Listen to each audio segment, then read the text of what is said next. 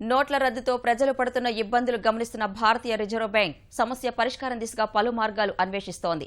అందులో భాగంగా కొత్త ₹1000 నోట్ ముద్రించే ఆలోచన చేస్తున్నట్లు కనిపిస్తోంది. రద్దయిన కరెన్సీ జమతో బ్యాంకుల్లో కట్టలు పేరుకుపోతున్నాయి. వాటిని జిల్లా కేంద్రాల వద్ద ఉన్న చెస్ట్లలో భద్రపరచాలని ఆర్బీఐ సూచించింది.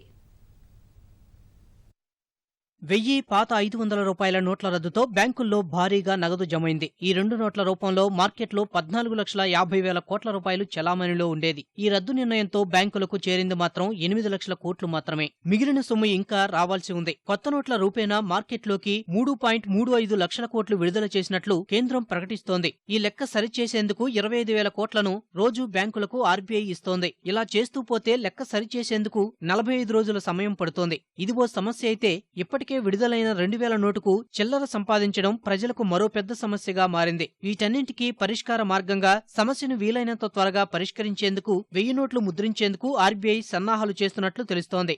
రద్దు చేసిన 500, 1000 నోట్లు భద్రపరుచుకోవడానికి జిల్లా స్థాయిలో ఉన్న చెస్ట్లు వినియోగించుకోవాలని బ్యాంకులకు భారతీయ రిజర్వ్ బ్యాంక్ సూచించింది. నగదు భద్రపరిచే ఏర్పాట్లు లేని బ్యాంకులకు ఇది వెసులుబాటుగా ఉంటుందని తెలిపింది. డబ్బు షీల్డ్ పెట్టెల్లో ఉంచి ఈ కేంద్రాల్లో జమ చేయాలని ఆదేశించింది. వీటికి భద్రత కల్పించడానికి అవసరమైన వ్యయాన్ని తామే భరిస్తామని తెలిపింది. పాత కరెన్సీని తమకు అప్పగించడానికి అయిన ఖర్చు తమదేనని వివరించింది. జిల్లా నగదు నిల్వ కేంద్రాల నుంచి ఈ కరెన్సీని తరలించేందుకు ఆర్బీఐ ప్రాంతీయ కార్యాలయం ఏర్పాట్లు చేస్తుందని పేర్కొంది. అనంతరం నోట్లపై నిశిత పరిశీలన జరుపుతామని వివరించింది. సంఖ్య తగ్గడం, నకిలీ నోట్లు, దెబ్బతిన్న నోట్లు వంటివి పరిశీలిస్తామని తెలిపింది.